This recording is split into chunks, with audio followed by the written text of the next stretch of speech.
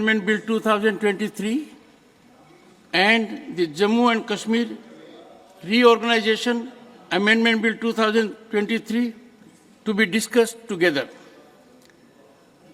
Shri Amit Shah to move the motions for consideration of the following bills: the Jammu and Kashmir Reservation Amendment Bill 2023 and the Jammu and Kashmir Reorganization Amendment Bill 2023.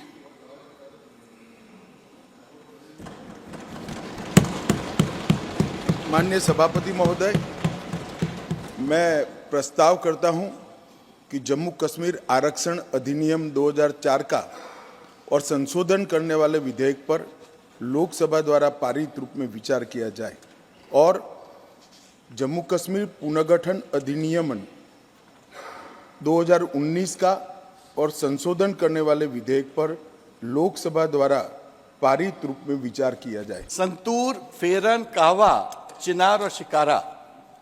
Santoor, फेरन, कहवा, चिनार और शिकारा उन लफ्जों में उभरा है सदा जहां में कश्मीर हमारा।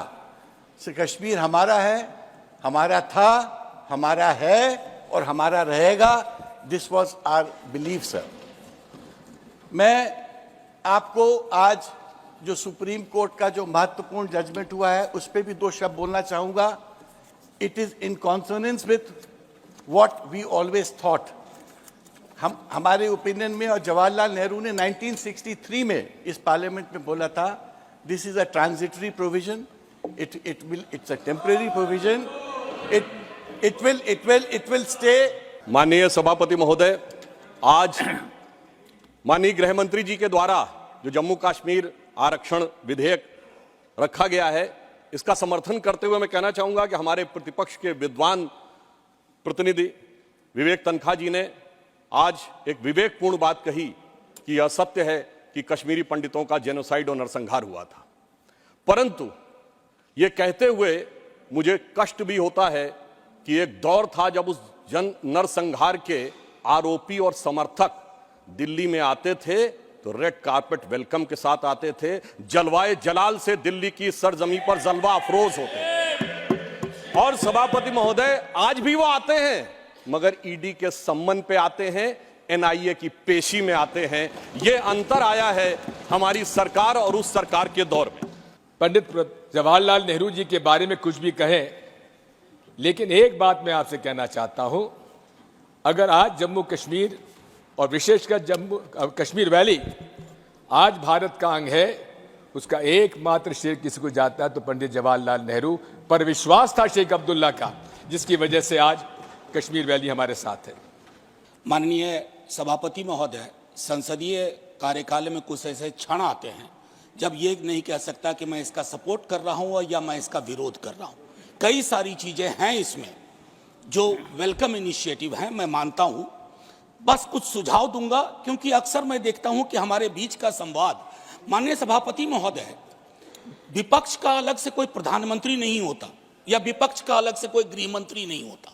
विपक्ष को भी अपनी शिकायत, अपने मुद्दे अपने प्रधानमंत्री के समक्ष, अपनी आलोचना अपने गृह मंत्री के समक्ष रखनी होगी। सर, आज कश्मीर का कोई नहीं है इस सदन में। मैं था उस दिन जब नहीं, सॉरी, I take, ये नॉमिनेटेड मेंबर है। माननीय सदस्य अपने एक सेकंड सर, उन्होंने बड़ा ग्रॉस ट्रीटमेंट किया है कि कश्मीर का इस सदन में कोई नहीं है। वो अपने बारे में कह सकते हैं, हमारे बारे में क्यों कह रहे? हम तो सदैव कश्मीर के हैं। आज जो बिल है ये 2002 रिजर्वेशन एक्ट, अमेंडमेंट एक्ट, और जो इसका रीऑर्गेनाइजेशन एक्ट 2019, मैं इसकी सपोर्ट में खड़ा हुआ हूं। सर, 2019 अगस्त में लोकसभा में माननीय गृह मंत्री ने एक बात रखी थी जब 370 हट रही थी, और शिवसेना ने पूरी तरीके से उस पर समर्थन दिया था, और आज सुप्रीम कोर्ट के फैसले को हमने होल हार्टेडली वेलकम किया है और इस बिल का भी हम समर्थन करेंगे। उन्होंने एक बात कही थी कि सदन के सामने जो बिल लेकर मैं उपस्थित हुआ हूं, इसमें पीओके और अक्साई चिन्ह का उल्लेख है और एक एक इंच जमीन का उल्लेख है। Shri Amit Shah to reply the discussion. धन्यवाद सभापति महोदय। आज मैं इस महान सदन के सामने जम्मू कश्मीर पुनर्गठन संशोधन विधेयक 2023 और जम्मू कश्मीर आरक्षण संशोधन विधेयक 2023 ये दोनों विधेयकों को कानून बनाने के लिए सदन के आशीर्वाद प्राप्त करने के लिए मैं यहाँ उपस्थित हुआ हूँ। मान्यवर, आज ये दो बिल पारित भी होंगे, इसलिए भी आज का दिन बहुत महत्वपूर्ण है। और आज का दिन जम्मू कश्मीर और भारत के इतिहास में अलग दृष्टि से भी बहुत सुवर्ण अक्षरों से अंकित होने वाला है। मान्यवर, बहुत सारे सवाल परसों तक उठाए गए। परसों भी लोकसभा में कहा गया कि ये बिल अभी लंबित है, क्यों जल्दबाजी में ला रहे हैं, सुप्रीम कोर्ट न्याय करेगी, आपको राह देखनी चाहिए। मान्यवर, ये सारे स्टैंड जो थे वो न्याय के लिए नहीं थे। नरेंद्र मोदी जी ने जो निर्णय किया था वो निर्णय को लंबित करने के लिए थे, उस इरादे से किए गए। क्योंकि आज ही सर्वोच्च अदालत की संवैधानिक खंडपीठ ने धारा 370 को समाप्त करने का और जम्मू कश्मीर राज्य के पुनर्गठन का विधेयक जो मैं 5 अगस्त 2019 को इस सदन में मोदी जी के लिए गए निर्णय के अनुमोदना में लेकर आया था, वो बिल लाने की मंशा, बिल का संवैधानिक रूप से स्वीकार और पूरी प्रक्रिया को भी माननीय सर्वोच्च अदालत ने संवैधानिक घोषित किया है, सर्वानुमत से किया। मान्यवर, आज निर्णय कर लिया सुप्रीम कोर्ट ने और ढेर सारी चीजों को जो भारतीय जनता पार्टी 1950 से बताती थी और कांग्रेस, विपक्ष और विशेषकर कम्युनिस्ट भाइयों का हमेशा से हम पर आरोप था कि राजनीतिक बातें आप कर रहे हो, ये सारी चीजों को आज सर्वोच्च अदालत ने अमली जामा पहना दिया। न्यायालय ने माना कि जम्मू कश्मीर के पास कभी भी आंतरिक संप्रभुता नहीं थी, जो हमारा कहना था। उन्होंने कहा कि भारत के साथ ट्रीटी के कारण भारतीय संविधान के बाहर राज्य को कोई आंतरिक संप्रभुता नहीं मिलती है, इस बात को सुना। मान्यवर, न्यायालय ने माना कि अनुच्छेद 370 एक अस्थायी प्रावधान था, इसमें कोई शंका कुशंका नहीं है, ये संवैधानिक सत्य है कि धारा 370 अस्थायी समाधान। अब ये कुछ लोगों को पसंद नहीं आता है और जो नेहरू जी के विचारों के, नेहरू जी के कामों के बड़े प्रशंसक है और अनुयायी है, उनको भी पसंद नहीं आता है जो हम कहते हैं। मगर मैं उनको बड़ी विनम्रता से पूछना चाहता हूं, अगर धारा 370 इतनी ही न्यायिक थी, इतनी ही जरूरतमंद थी, तो इसके सामने एक ही आर्टिकल है मान्यवर जिसके सामने टेम्पररी शब्द का उपयोग किया गया, वो स्वयं नेहरू जी ने क्यों किया होगा? जो लोग कहते हैं कि धारा 370 परमानेंट है, वो संविधान सभा की मंशा का अपमान कर रहे हैं, संविधान का अपमान कर रहे हैं। मान्यवर, आज सुप्रीम कोर्ट ने कह दिया है कि इसका मतलब यह है, ये जो कहा धारा 370 अस्थायी प्रावधान था, इसका मतलब यह है कि ये दावा याचिकाकर्ता का 370 को कभी हटाया ही नहीं जा सकता। वो दावा सिरे से सुप्रीम कोर्ट ने खारिज कर दिया है कि संविधान को और देश के संसद के सदनों को पूरा अधिकार है धारा 370 हटाने।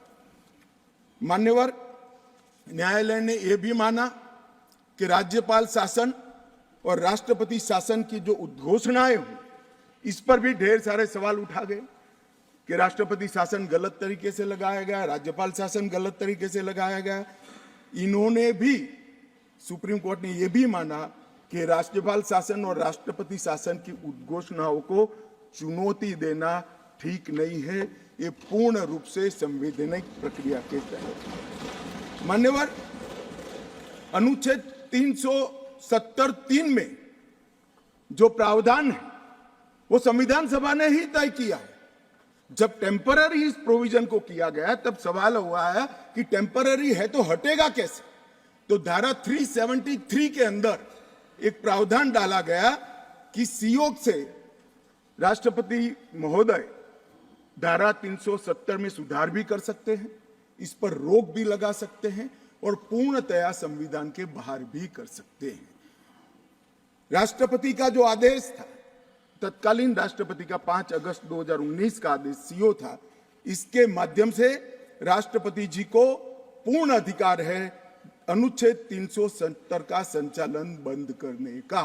ये भी आज सुप्रीम कोर्ट ने सर्वानुमत से होल्ड कर दिया है, उसको उस पर मोहर लगी। जवाहरलाल नेहरू जी का कश्मीर के लिए कंडक्ट और इस पर हमारा नजरिया थोड़ा तंग है। जहां तक तंग नजरिए का सवाल है साहब, देश की एक भी इंच जमीन का सवाल है, हमारा नजरिया तंग रहेगा, हम दिल बड़ा नहीं कर सकते। किसी को अधिकार नहीं है अपने बड़े हृदय को दिखाने के लिए देश का एक भूभाग देश से चला जाए और मूक दर्शक बनकर खड़े रह जाए, किसी को अधिकार नहीं। मैं आज फिर से कहता हूं, ये आरोप से मैं सहमत हूं, हमारा नजरिया तंग है।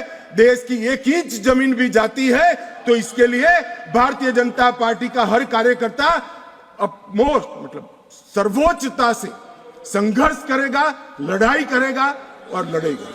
हमें कोई इसमें शर्म की बात नहीं। मान्यवर, मैं कुछ बातें कहना चाहता हूं। बहुत कुछ कहा है, अभी कहा गया नेहरू के कारण कश्मीर यहां है, नेहरू जी के न होते तो शायद ये बिल ही नहीं आता और कश्मीर होता ही नहीं, इस तरह से कहा। मैं आज कहना चाहता हूं कि जो आजादी के बाद भारत की रचना को जानते हैं उनको मालूम होगा हैदराबाद में इससे भी बड़ा प्रॉब्लम हुआ था। क्या जवाहरलाल जी गए थे क्या?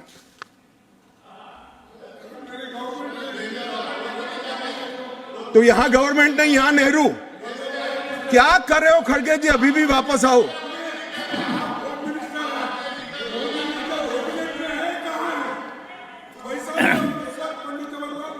एक मिनट, रिकॉर्ड पर है कश्मीर में दिग्विजय जी ने सरदार पटेल का नाम नहीं लिया।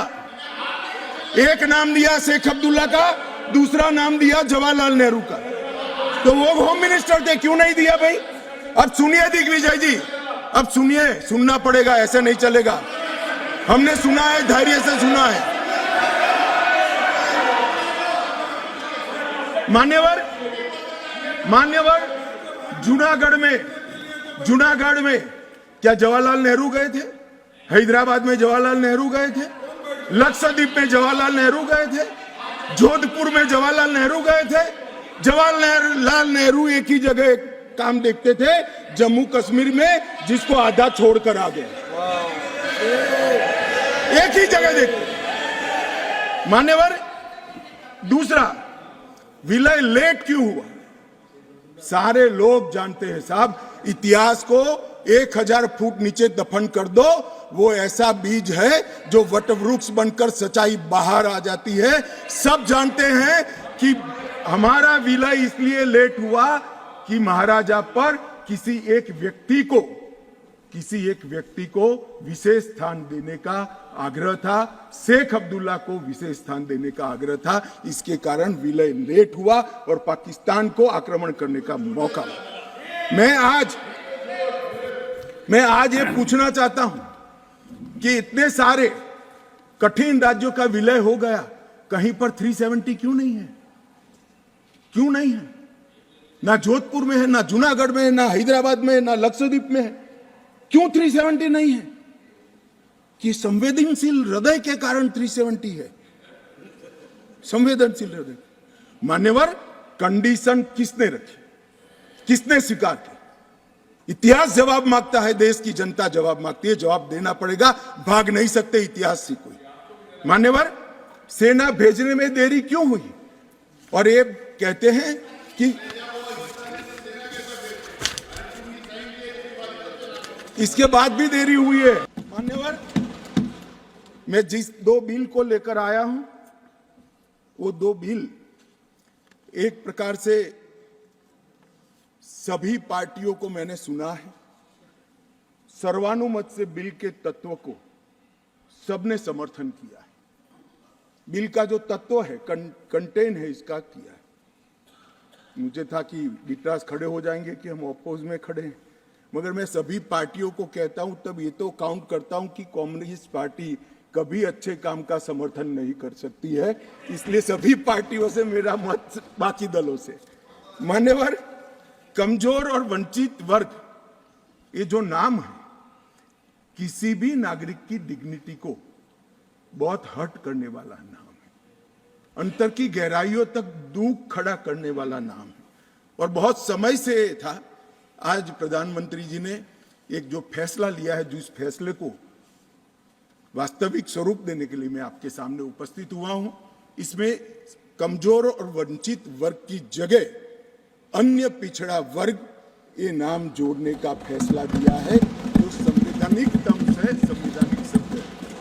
मान्यवर, दूसरा बिल जो है, वो दूसरा बिल जम्मू कश्मीर में सालों से अलग अलग प्रकार के विस्थापित हुए। मान्यवर, 80 के दशक से आतंकवाद की शुरुआत हुई, 89 से चरम सीमा पर पहुंचा।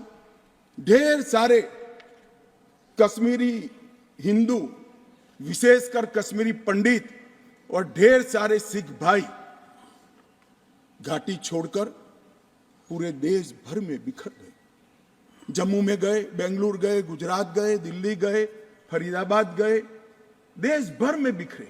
सभी राज्यों ने उनकी आवभगत भी की, सभी राज्यों ने उनको रिजर्वेशन भी दिया, कई राज्यों ने उनको नौकरी में प्रायोरिटी दी भी। कश्मीरियों को गले लगाने का काम पूरे देश ने किया है, पूरे देश की जनता ने। मान्यवर, वो बिखरे और ऐसे बिखरे कि अपने ही देश में वो विस्थापित हो गए, निराश्रित हो गए। जिनके पास अरबों खरबों की संपत्ति थी, वो दर दर की ठोकरे खाने के लिए मजबूर हो गए। मान्यवर, उन लोगों को सम्मान देने के लिए, और ये आंकड़ा कोई छोटा मोटा आंकड़ा नहीं है, 46,631 परिवार जो रजिस्टर्ड है वो वहां से विस्थापित हुए हैं, और 1,57,967 लोगों ने हमारे बहुत प्रयास के बाद 19 के बाद हमने एक अभियान चलाया, हर शहर में जाकर एडवर्टाइज दिया है, ऑनलाइन रजिस्ट्रेशन हो गया है, और इतने लोग अब तक रजिस्टर हुए। तनख्वाह साहब ने कहा कि बहुत सारे हैं, करना चाहिए।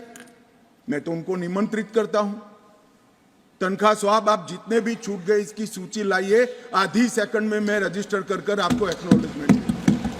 मान्यवर, ऑनलाइन प्रक्रिया है, और मैं आज इस महान सदन के माध्यम से देश भर में बिखरे पड़े कश्मीरी पंडित और अन्य विस्थापितों को कहना चाहता हूं, नरेंद्र मोदी सरकार आपको न्याय देने के लिए कमिटेड है। आप मुझे लिखिए, कश्मीर सरकार को लिखिए, किसी भी विज्ञ के बगैर आपका रजिस्ट्रेशन कर दिया जाएगा। आप मतदार भी बनोगे, चुनाव भी लड़ पाओगे, और जम्मू कश्मीर के अंदर आप मंत्री बनकर भी जा सकते हो। आपको पूरा। मान्यवर, 3 युद्ध भी हुए, 1947 में और 48 में युद्ध हुआ। 31,779 परिवार आज के पाकिस्तान अधिकृत कश्मीर से शरण लेकर भारत में आए। इनमें से 26,319 परिवार तत्कालीन जम्मू कश्मीर राज्य में बसे, और शेष 5,460 परिवार अन्य भागों में बसे। दूसरा युद्ध हुआ 65 और 71 का, और छम्ब और नियाबत क्षेत्र से लगभग 10,065 परिवार विस्थापित हुए, 3500 परिवार 65 के युद्ध में हुए और इतने ही करीब 71 के युद्ध में हुए। अब तक 47, 65 और 71 के युद्धों में लगभग 41,844 परिवार विस्थापित हुए हैं। उनको भी भारत सरकार ने ढेर सारी चिंता करी है, मैं आगे बताता हूं। मगर ये बिल जो है मान्यवर, 3 सीटें 2 जम्मू कश्मीर से विस्थापित परिवारों के लिए और 1 सीट पाक ऑक्यूपाई कश्मीर से विस्थापित आए हुए कश्मीरी भाइयों के लिए रिजर्व करने का काम नरेंद्र मोदी जी ने बहुत मन के साथ, चाव के साथ और संवेदना के साथ किया। मान्यवर, ये जो फैसला है उसी एक्ट का हिस्सा है जिस एक्ट को सब चैलेंज करते हैं। मैं उनको बताना चाहता हूं, जब आप 5 अगस्त 2019 के बिल को चैलेंज करते हो, तब आप डिलिमिटेशन कमीशन एक्ट को भी चैलेंज करते हो। ये मत भूलो कि आप इनके रिजर्वेशन के खिलाफ बात करते हो। मान्यवर, डिलिमिटेशन कमीशन ने गंभीरता से विचार करने के बाद समुदायों का प्रतिनिधित्व नॉमिनेशन द्वारा कराने की सिफारिश की है। और मान्यवर, जम्मू कश्मीर प्रशासन ने, जो आज स्वाभाविक है राष्ट्रपति शासन है, उसने भी अपना अभिप्राय डिलिमिटेशन कमीशन को दिया था। भारत सरकार ने के गृह मंत्रालय ने भी दिया था कि इनके प्रति सिंपैथेटिक व्यू लेना चाहिए, इनका प्रतिनिधित्व होना चाहिए। जब वो अपनी जमीन में ही नहीं है तो असेंबली में कैसे चुनकर जा सकते हैं। मान्यवर, और ये आदेश उन्होंने प्रकाशित किया था, जिसको आज कानूनी जामा पहनाकर मैं ये बिल को लेकर उपस्थित हुआ हूँ। मान्यवर, ये जो डिलिमिटेशन कमीशन ने और भी कई फैसले किए हैं, मैं जरा सदन के सामने पूर्व की स्थिति और अभी की स्थिति बताना चाहता हूं। पूर्व में जम्मू में सिर्फ 37 सीट थी, 37 सीट थी। अब नए डिलिमिटेशन कमीशन ने 37 से बढ़ाकर 43 सीट जम्मू क्षेत्र में बनाने का काम। मान्यवर, कश्मीर में 46 सीट थी, 46 सीटें थी। अब 46 की जगह 47 सीटें, 47 सीटें बनाने का काम। इस तरह से जम्मू और कश्मीर दोनों को मिलाकर 83 सीटें थी। लद्दाख की सीटें निकाल दी है क्योंकि वहां यूटी बन चुकी। 83 सीटें थी, उसकी जगह 90 सीटें अब डिलिमिटेशन कमीशन ने करी है, जिसको भारत सरकार ने माना है। और पाक ऑक्यूपाई कश्मीर की 24 सीटों को आरक्षित रखा गया है, क्योंकि हम अभी भी मानते हैं, कोई जिसको जो बोलना है वो बोले। इस सदन में बोला हुआ शब्द इतिहास बनता है। मैं आज फिर से कहना चाहता हूं, पाक ऑक्यूपाई कश्मीर भारत का है, हमारा है और हमसे कोई नहीं छीन। मान्यवर, हमने 24 सीटें पाक ऑक्यूपाई कश्मीर के लिए सुनिश्चित की है। नए कश्मीर की शुरुआत होगी। मान्यवर, आतंकवाद मुक्त कश्मीर बनने की शुरुआत हो गई है। नया कश्मीर, विकसित कश्मीर, जब विकसित भारत बनेगा, कश्मीर देश के सभी राज्यों के समकक्ष होकर वहां पर खड़ा होगा। दुनिया भर के यात्री आएंगे ऐसे कश्मीर की रचना के लिए। ये जो विधेयक लेकर मैं आया हूं, मैं आपको निवेदन करता हूं सभी लोगों को that the bills have been passed unanimously. There has been no dissent.